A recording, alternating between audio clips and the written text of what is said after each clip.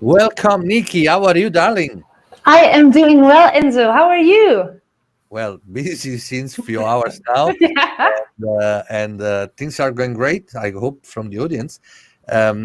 Right. So I will leave the words to you. I know that with Chris, you've been preparing your masterclass. Maybe before we start in the session, you can introduce yourself. Of course, sure. So I'm Nikki van den Broek. I'm, responsible for all things commercial at GetIntoMore. GetIntoMore is the #1 business intelligence tool for meetings, events, and group business. So that's a little background about me. Okay, very short and concrete. So now I'm going to share your screen, and then you can Yes. start your session. I Okay. will I will start presenting. Cool. Here we are. There we go. Go ahead. All right, brilliant. So thank you everyone for sticking around for the final part of this event. I suggest you buckle up because we are diving right in. I picked a topic close to my heart, which is meetings and events. It's my ambition to share some takeaways, to inspire you to give meetings and events a central spot in your commercial strategy.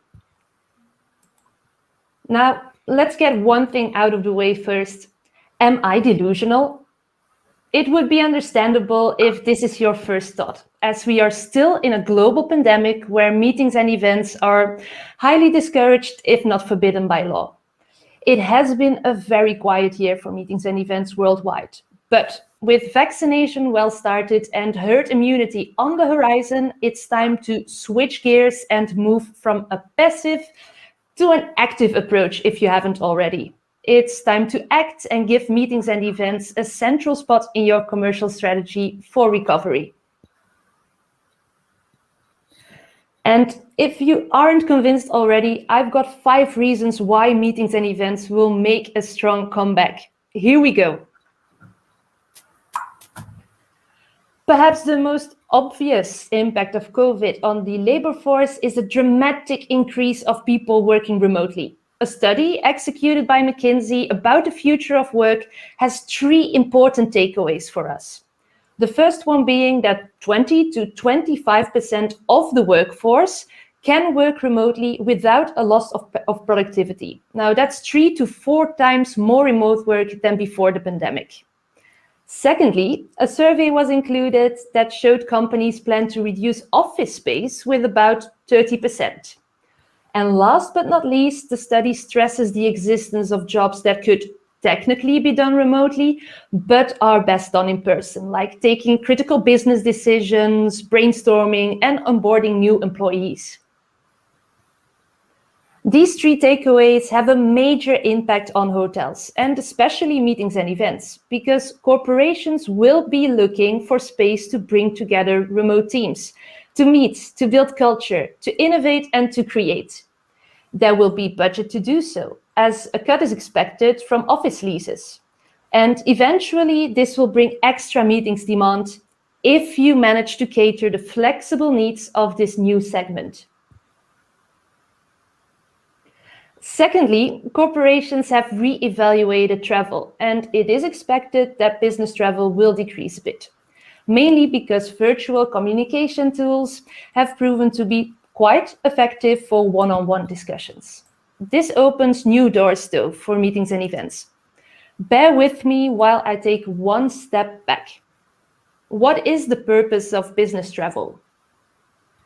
People travel to establish a personal relationship, to stand out from their competitors, and to show they care enough to go the extra mile. Literally. At the same time, they sacrifice work-life balance and know that all of this travel isn't that sustainable. People will want to make their travel count. Leisure travel will pick up, where your business guests might stay a little longer if you have a suited offer for them. Corporations will be looking for other ways to communicate their brand identity in experience-driven, more sustainable local events that will make them stand out more than any handshake could. Be ready to think with them about creating those experiences.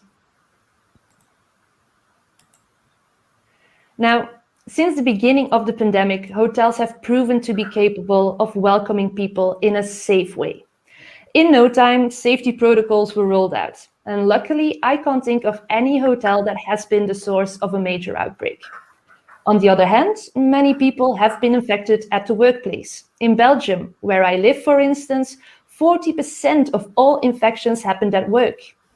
Hotels will continue to take the lead to provide safe spaces where employees can meet without employers having to worry about safety measures. Big hotel brands are partnering up with rapid testing suppliers to ensure safety even more. Now, what are you doing to ensure your guests have a safe experience as we move out of the pandemic?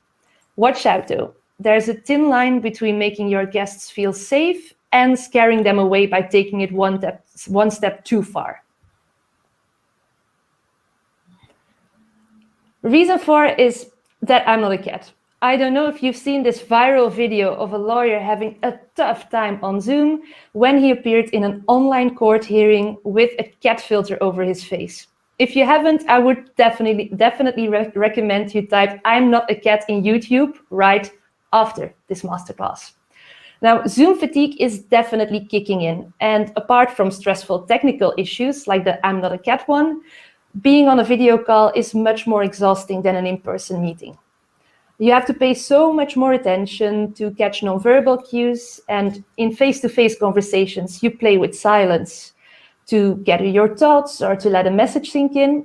But if you do the same on a video call, it's perceived as very awkward. The more people you have on a call, the more difficult it becomes to have a conversation with a well-known, "Oh no, you go first," as an example. Obviously, we are thankful for this technology right now, but I don't know anyone that isn't looking forward to the real deal again. Reason number 5 has absolutely nothing to do with the pandemic, which feels like a breath of fresh air. The trend is related to remote work, but takes it one step further. More and more, we see people that choose to live and work like modern-day nomads. They work freelance or are dedicated to a certain company, but their location of operation is flexible and changes as they please. Now, due to automation, many location-sensitive jobs will disappear, while creative and innovative jobs that apply for this nomadic existence are on the rise. Will your hotel cater the needs of these modern nomads? They live online. You won't find them, they will need to find you. They'll expect to look and book online, no strings attached. Now, we're all hungry for business, and meetings and events is a big piece of the pie. If you look at hotels using our solution to help them implement a strategic approach for meetings and events, this stream accounts for about 25 to 35% of total revenue. Currently, we see that for hotels that are very strong in their local markets, this share has even increased. Now, for all reasons mentioned before, we expect a steep bounce back once restrictions are lifted and it's safe to meet again. I therefore highly recommend you investigate new needs, you dive into new meeting segments, you reevaluate your offerings, you talk to everyone involved and not involved to get fresh ideas to make sure your hotel captures demand when it returns. Because I can guarantee that a simple copy-paste of your offering pre-pandemic will not set you up for success. Now, unlike in sports, you decide when you want to start running. There's no cheating.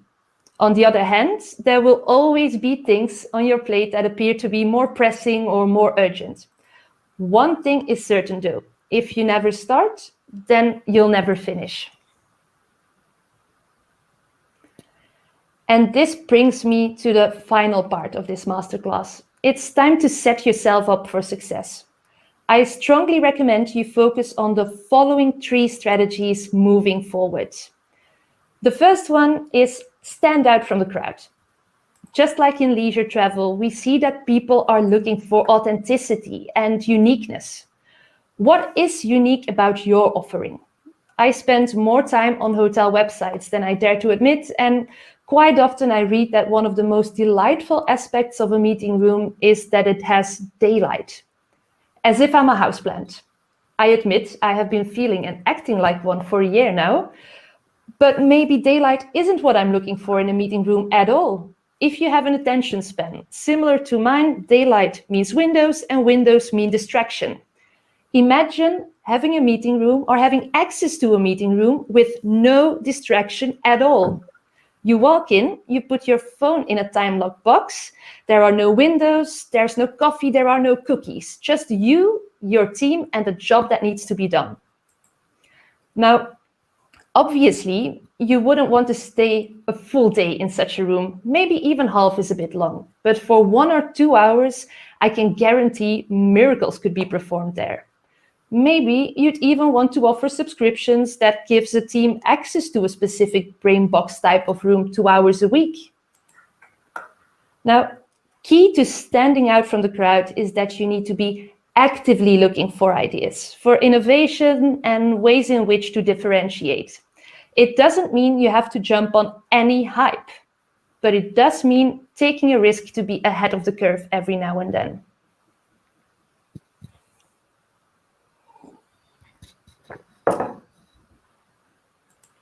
So the second strategy is to make them an offer they can't refuse. Or, in other words, implement revenue management for meetings and events.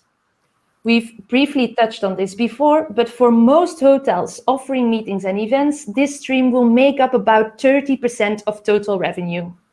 Imagine the positive impact impact you'll have once you start actively optimizing this revenue stream.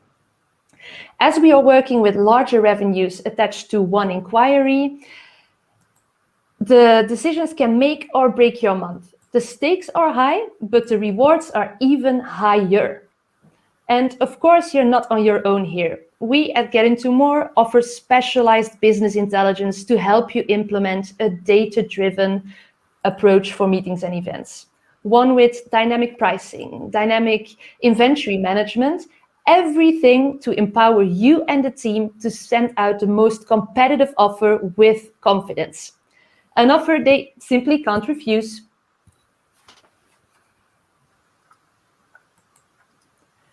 The final strategy I want to focus on today is to remove friction. The people that want to book a meeting or an event at your hotel should feel like Flipper the Dolphin over here. The experience needs to be seamless. It should be difficult not to confirm the meeting, not the other way around. And when I'm talking about friction and meetings and events, I see two main areas of improvement. The first one being everything that's happening pre-arrival or at the booking stage. Classically, booking a meeting is the result of an endless back and forth between a hotel sales rep and a meeting organizer. The meeting organizer is unable to check availability online, to see the full offering with rates online, or to simply book and confirm online. On the other hand, a hotel room can be booked in the blink of an eye. Something seems to be out of balance here. Why not enable organizers to book simple meetings on the hotel website? I'm not talking about larger events where the help of a designated professional is highly appreciated, but the plug-and-play style smaller gatherings that make up a decent amount of total inquiries. What you experienced with OTAs in the early 2000s is now happening for meetings. Evaluate if you want to put your inventory on an online booking platform. As with OTAs, there's benefits and concerns. Does the good outweigh the cost for your property? If so, do you need channel management?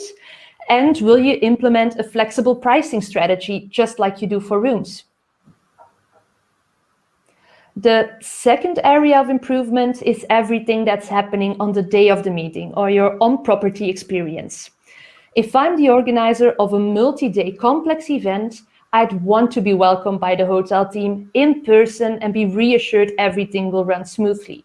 But on the other hand, if I'm just coming in for 1 or 2 hours at the brain box, I'm not there to waste any time. A mobile key to open the box would be delightful. This type of experience is already available in co-working spaces with whom you will compete for future business. There are numerous apps, tools, and gadgets out there, all designed to give your meeting guests a better experience. would you consider using them for your property?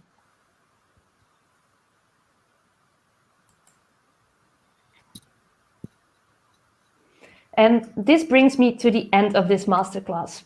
If you only remember three things about my plea for meetings and events, please let it be that meetings and events will make a strong comeback. It's time to start running and set yourself up for success. And you'll do that by standing out from the crowd, making an offer they can't refuse, and by removing friction points. Now, after this masterclass, I'll be hosting a live Q&A on my LinkedIn page. Feel free to connect and join me there. If you have any questions or remarks, this QR code should bring you there. I'm looking forward to hearing from you. Now, Enzo, the stage is yours again. Cool. Great. So I think we all wish that those events are coming back soon now. And thanks for sharing your tips, Nikki. How can people get in touch with you in case they want to get more about your company, maybe asking your slide? Is there a way? How can they get in touch with you? Sure, I'm looking forward to hearing from everyone. So you see my name typed here. It's Nikki van den Broek. Simply reach out on LinkedIn to get access to the slides. I'm happy to send them to anyone interested. Perfect.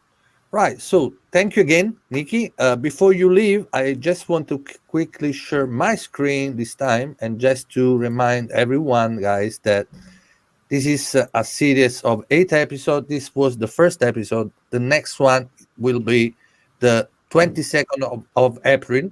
So normally this series goes live every second Thursday, always at the same time, 4 p.m. Central European Time.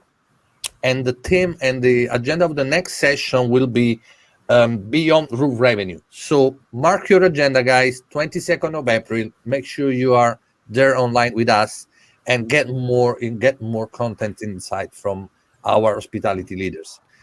Right, so at this point, I say thank you, Nick, again, and I will see you soon. See you soon. Bye. Thank you. Thank you, Nikki.